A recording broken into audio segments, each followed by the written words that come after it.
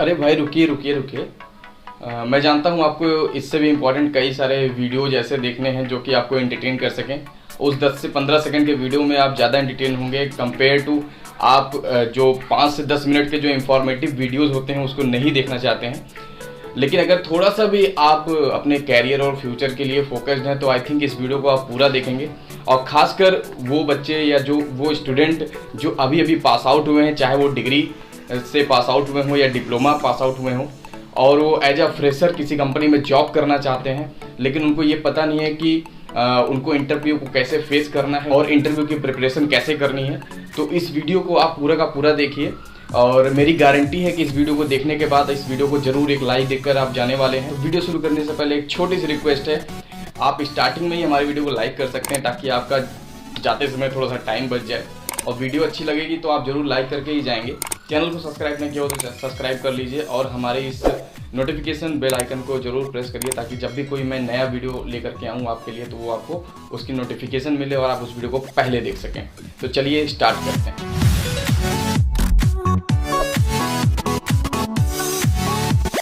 तो गाइज आपको पता है कि जब भी कोई स्टूडेंट पास आउट होता है, चाहे वो डिप्लोमा से या डिग्री से, तो आपको सबसे ज़्यादा इम्पोर्टेंट होती है जॉब की। लेकिन काफ़ी ज़्यादा प्रॉब्लम फेस करना पड़ता है जो हमारे फ्रेशर्स होते हैं उनको, कंपेरेटिवली जो एक्सपीरियंस बंदे होते हैं, मतलब एक्सपीरियंस्ड पर्सन होता है। तो मैं आज आपको कुछ ऐसे टिप्स बताने वाले हैं, टॉप 7 टिप्स मैं आपको बताऊंगा जिसको आप अच्छे से प्रिपेयर कर लेंगे तो आपका कोई भी इंटरव्यू अगर होता है, जो भी आप किसी भी फील्ड में हो, ना कि मैं किसी केवल सिविल इंजीनियरिंग की मैं बात कर रहा हूँ, आप ये जो मैं पॉइंट्स बताऊँगा वो किसी भी आप कंपनी में जाइए, किसी भी फील्ड से रिलेटेड, किसी भी ब्रांच से रिलेटेड ये वीडियोज़ होगा। और मैं आपको बताऊं, इस वीडियो के लास्ट में मैंने 2 पॉइंट ऐसे बताए हैं जो कि आपको काफ़ी ज़्यादा हेल्पफुल होंगे और इस वीडियो को आप पूरा देखेंगे तो आपको और अच्छे से समझ में आएगा। तो चलिए मैं सबसे पहले पॉइंट की मैं बात कर लेता हूं कि जब भी आप किसी कंपनी में इंटरव्यू के लिए सोचते हैं कि मुझे इस कंपनी में इंटरव्यू देना है, तो पहला पॉइंट आपका है know about the company. Means जब भी आप किसी कंपनी में सोच रहे हो जॉब करने के लिए तो कम से कम उस कंपनी की हिस्ट्री, करंट में कहाँ कहाँ उस कंपनी के प्रोजेक्ट्स चल रहे हैं, मेनली वो जो कंपनी है वो किस टाइप के प्रोडक्ट बना रही है या किस टाइप का कंस्ट्रक्शन कर रही है, अगर मैं सिविल इंजीनियरिंग की बात करूं। और जो सबसे इम्पॉर्टेंट बात है कि आप जो जिस कंपनी में इंटरव्यू देने जा रहे हो उसका टर्नओवर आपको देखना है। ठीक है, जब भी आप किसी कंपनी में जाते हो तो आप ये सोचते हो कि जो कंपनी हो वो अच्छी कंपनी हो, तो आप उसके टर्नओवर से पता कर सकते हो कि उसका टर्नओवर अगर अच्छा है तो आई थिंक वो जो कंपनी है वो रिप्यूटेड कंपनी है, फ्रॉड कंपनी नहीं है। ऐसे काफ़ी सारे कंपनियां चलते हैं जो कि आपसे स्टार्टिंग में इंटरव्यू के समय पैसे की डिमांड करते हैं और आपको बाद में क्या करना होता है, उस पैसों को अगर आपने दे दिया तो आपको कोई भी जॉब नहीं मिलने वाली है। तो जो अच्छी कंपनियां होती हैं वो कभी भी आपसे इंटरव्यू का कोई भी चार्ज नहीं लेने वाली हैं, कोई भी पैसा नहीं लेने वाले हैं। उनके कोई भी ऐसे एजेंट नहीं होते हैं जो आपसे पैसे की डिमांड कर सकें। अगर आपसे कोई भी ऐसी कंपनी पैसा मांग रही है तो आप तुरंत उसका कोई रिस्पॉन्स नहीं करेंगे, वो टोटली फ्रॉड है। ठीक है, आप इन सारी जानकारियों को इकट्ठा करेंगे।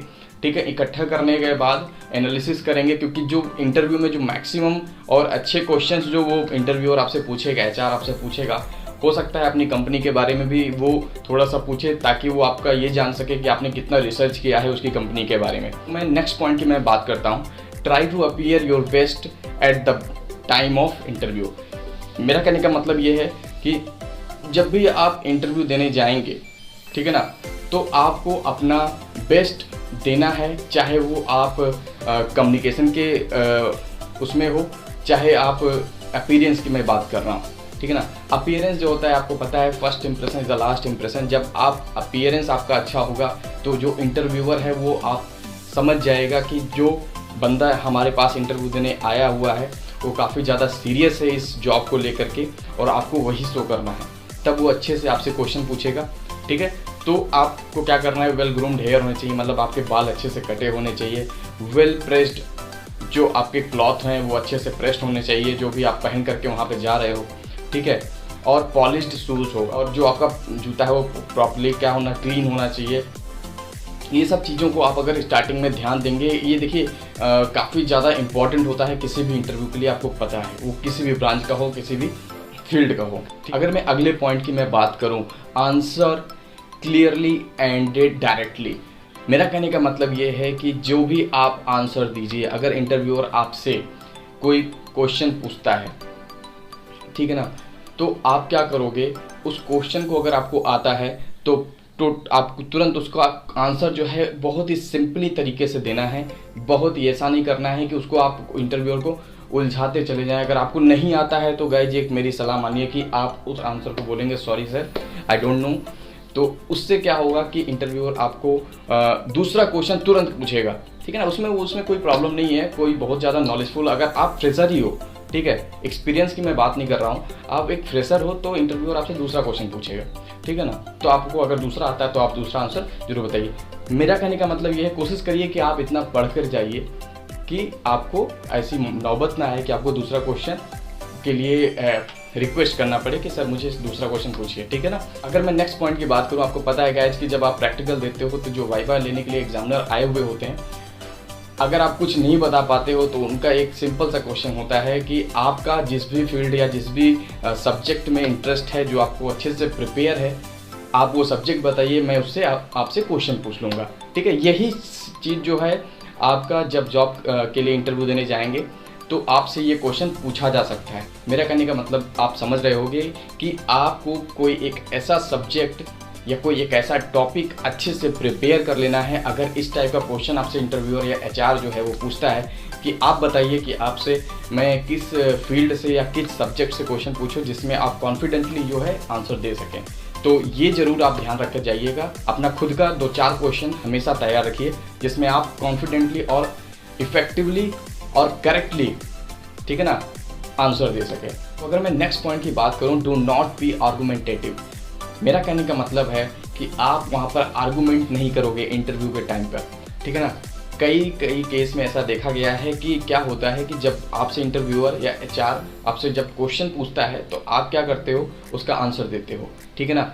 लेकिन हो सकता है कि जो आंसर आप दे रहे हो वो हो सकता है कि कुछ हद तक सही हो, थोड़ा बहुत आप गलत बता रहे हो, तो इंटरव्यूअर उसको थोड़ा सा सही करने की कोशिश करता है।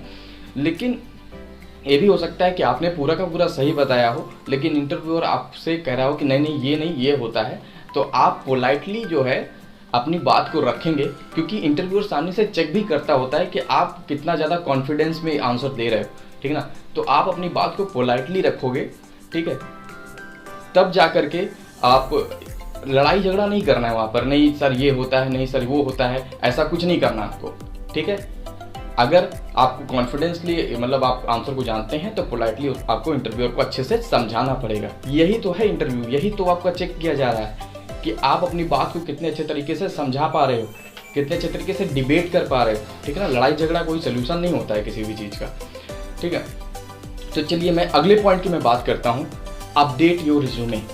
देखिए रिज्यूमे मैं फ्रेशर्स के लिए बात कर रहा हूँ, सीवी जो होता है वो एक्सपीरियंस्ड पर्सन के लिए होता है। रिज्यूमे 1 से 2 पेज का मैक्सिमम बनता है और आपका सीवी जो है मोर देन 4-5 पेज बना सकते हैं, वो डिपेंड करता है एक्सपीरियंस के अकॉर्डिंग। क्योंकि देखिए एक्सपीरियंस पर्सन हमेशा सीवी ही बनता है उसका, क्योंकि आप एक्सपीरियंस कई साल का अगर आपके पास है तो आपको कई सारे प्रोजेक्ट्स या कई सारे ऐसे पॉइंट्स अपने उसमें डालने पड़ेंगे सीवी में, जिससे आपकी सीवी काफ़ी लंबी हो जाती है। तो रिज्यूमे जो होता है हमेशा फ्रेशर्स के लिए ही होता है, ठीक है।